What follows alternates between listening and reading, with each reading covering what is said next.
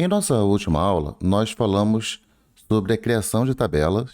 Criamos aqui uma tabela chamada funcionários, que aqui está, e também aprendemos a selecionar dados com o comando select. Select todas as colunas, que o asterisco significa, from o nome da tabela de onde eu quero trazer os dados, funcionários. Vou executar. E aqui está o conjunto de resultados. Agora, vamos falar um pouquinho sobre a cláusula where. Ela é muito importante, bastante utilizada. Ela me permite condicionar os resultados que vão vir da tabela. Se eu não quero ver todos os campos, não quero ver todos os registros, na verdade, então eu venho aqui na cláusula where e defino o que é que eu quero exibir, que conjunto de linhas eu quero exibir. Então, a gente tem aqui no nosso exemplo 5 registros, cada um com um código. Vamos supor que eu quisesse trazer apenas o funcionário com o código 5. Pronto, veio apenas o funcionário com o código 5. Então, a cláusula where me permite trazer linhas específicas. Então, por exemplo, eu posso botar aqui também condições em relação a qualquer campo, a qualquer coluna da nossa tabela. Por exemplo, aqui nome igual, aqui vou botar André. Note que, neste caso, nome é do tipo varchar, é uma string. Por isso, eu devo colocar aqui os apóstrofos em torno do nome, né? Ou do dado que eu estou usando para pesquisar. Eu vou pesquisar aqui, executar, ok, funcionou, veio o André. Uma coisa importante é que aqui no SQL Server, você não deve usar aspas, porque ele não entende isso. Vai dar erro, ok? Aqui são os apóstrofos mesmo. Também não é crase, tá? São apóstrofos. E ok, aqui eu trouxe os dados que eu quero executar. Se eu quiser executar apenas parte do que está aqui na tela, eu posso marcar como eu fiz aqui, ó. Eu marquei, ou seja, estou fazendo só o select, estou ignorando a cláusula where e eu vou dar aqui o executar. Tá vendo? Então, se eu marcar tudo, ele executa o comando inteiro. Se eu marcar apenas um pedaço, apenas o pedaço que eu marquei. É óbvio que o pedaço marcado tem que ter sentido. Não tem como eu marcar, por exemplo, um pedaço que não tem sentido nenhum e tentar executar, porque ele vai dar erro. Tá? Então, essa é a cláusula where. Ela é muito importante. Lembrando, aqui eu posso definir que colunas eu quero exibir. Ok? Então, apenas 2 colunas serão exibidas. Perfeito. Aqui eu defino que linhas eu quero exibir. Então, eu exibi apenas a linha do registro do funcionário André e as colunas código e nome. Ok? É assim que nós selecionamos tanto linhas quanto colunas. Agora, vamos entender uma coisa importante. Vamos voltar aqui para informar dados novamente na nossa tabela. Imagine que e aí lembrando como fazer isso, é clicar aqui na tabela, botão direito, editar 200 linhas superiores. Isso é possível também fazer por comando, tá? Com insert, delete, update e etc. Mas no momento vamos usar esse atalho aqui para entender bem como é que funciona. Vamos imaginar que esse código aqui seja o código do funcionário. Então eu tenho um código para cada funcionário. Veja aqui que eu posso, por acidente talvez, repetir um código. Ele vai aceitar? Aceitou. Então eu tenho 2 funcionários com o mesmo código. Vamos introduzir agora um conceito importante e eu vou remover esse funcionário aqui. Vou clicar aqui no cantinho, tá? Pressionar a tecla del e confirmar a exclusão. Ok, não tenho mais aquele funcionário que eu acabei de incluir. Vamos introduzir agora um conceito que é o conceito de chave primária. O que é chave primária? Chave primária é um número único em todo o registro, em toda a linha. Tem que ter um campo, tem que ter uma coluna que seja a coluna chave primária. Ela representa uma coluna que nunca se repete. Por exemplo, o nome poderia ser chave primária? Não, porque eu posso ter várias pessoas, posso eventualmente ter pessoas homônimas, ou seja, pessoas que têm o mesmo nome.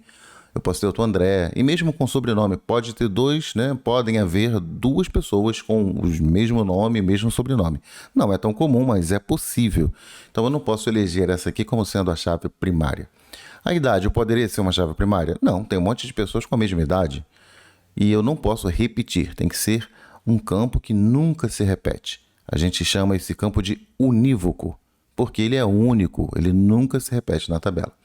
Você já utiliza a chave primária. Por exemplo, se você tem um CPF, esse número, o seu CPF, ele é único, não pode se repetir. Então, é a sua chave primária. Também, as tabelas precisam do seu CPF, ou seja, da sua chave primária. Mas como é que a gente define isso? Vamos fechar isso aqui. Vamos clicar com o botão direito de novo na tabela. Opa! Botão direito na tabela. E aí, vamos aqui para o design, como a gente já viu da outra vez. Design, vou dar OK aqui. E agora a gente vai definir qual dos nossos campos é a nossa chave primária. Tá aqui a nossa estrutura de tabela. E como é que a gente faz isso? Eu estou aqui nesse campo, né? Selecionar o campo que é minha chave primária. Na nossa tabela, o único campo que não se repete é o código. Então, a gente vai usar esta coluna como chave primária. Olha aqui, ó. Definir chave primária. Essa chavezinha que tem aqui em cima, aqui na estrutura do SSMS, ok? Então, botãozinho com chavinha, eu vou clicar. Cliquei, olha o que aparece aqui no cantinho. Aparece uma chavezinha desenhada. Então, o que eu acabei de fazer? Acabei de definir que o nosso campo código é uma chave primária. Vou salvar isso. Ainda está salvando. Salvou. Agora, eu vou editar novamente. Agora, já vamos perceber um comportamento diferente na nossa tabela. Havendo uma chave primária, o banco de dados, já não importa se é o SQL Server, qual seja, o banco de dados vai gerenciar isso para a gente, ou seja, ele vai garantir que essa chave nunca se repita. Então, se eu tentar colocar aqui uma chave repetida agora, vamos ver o que acontece. Ao mudar de registro, ele vai tentar salvar no banco. Olha a mensagem que ele dá. Os dados da linha 6 não foram confirmados. Origem do erro. Aí tem aqui, mensagem de erro, violation of primary key constraint. Ou seja, ele está violando uma regra que nós dissemos para ele que ele tem que obedecer, que é este campo aqui é chave primária. E se ele é chave primária, não pode se repetir, ok? Então, tá aí. Fácil, não? Como você cria uma chave primária. E a partir de agora, se a gente clicar aqui com o botão direito, ele ainda não percebeu aqui visualmente que a chave primária existe, tá? Então, eu vou vir aqui na tabela e vou clicar aqui em atualizar. E ele já vai perceber aqui nas colunas, ó, uma chavezinha aparecendo no campo código. Ele já sabe que código agora é uma chave primária. Se eu clicar aqui em chaves, por exemplo, ele também vai me informar qual é a chave primária dessa tabela. Note que ele chama de PK, que é Primary Key, ok? Então, PK é Primary Key. A gente vai ver outro tipo de chave em breve em próximas aulas. Mas entendemos aqui como criar uma chave primária e que a partir de agora essa chave primária nos dá a garantia de que nunca será repetido esse campo. E toda vez que a gente tentar incluir algo e repetir o código do campo, né, o dado daquele campo, o próprio SQL Server vai garantir que isso não aconteça. O que isso muda aqui em termos de select? Nada, tá? Então, nada mudou. Eu continuo selecionando as tabelas. A única coisa que eu tenho a mais é que a chave primária é garantida. Outro benefício que eu ganho é porque quando tem uma chave primária, ele cria um índice para esse campo. Então, ele deixa esse campo muito mais rápido. Então, quando eu coloco aqui uma informação no where, por exemplo, ele vai retornar assim dezenas ou centenas de vezes mais rapidamente. Óbvio que no nosso caso aqui eu tenho 5 registros, não faz a menor diferença. Mas se eu tivesse 300 mil registros, 500 mil registros ou 1 milhão de registros, nós perceberíamos uma nítida diferença ao localizar um campo em chave primária. A recomendação é, sempre que você for pesquisar alguma coisa em um banco de dados, na medida do possível, sempre procure usar a chave primária na sua pesquisa, ok? Bom, agora a gente vai ver um desafio que fica para a aula que vem. Que desafio é esse? Este é o nosso desafio para a próxima aula. Imagine que você trabalha nessa empresa, tá? Essa empresa é totalmente fictícia, chama-se Promalhas. E aí essa empresa tem uma planilha e ela chega para você e diz o seguinte: olha, nós precisamos que essa planilha seja transformada em um banco de dados no SQL Server. Por favor, crie uma tabela onde esses dados possam ficar, ok? Esse é o teu desafio e o meu desafio, e a partir da próxima aula a gente vai transformar esta planilha aqui. Obviamente que Promalhas é uma empresa fictícia e que vende, teoricamente, produtos para empresas, né, de moda, né, empresas que vendem roupas.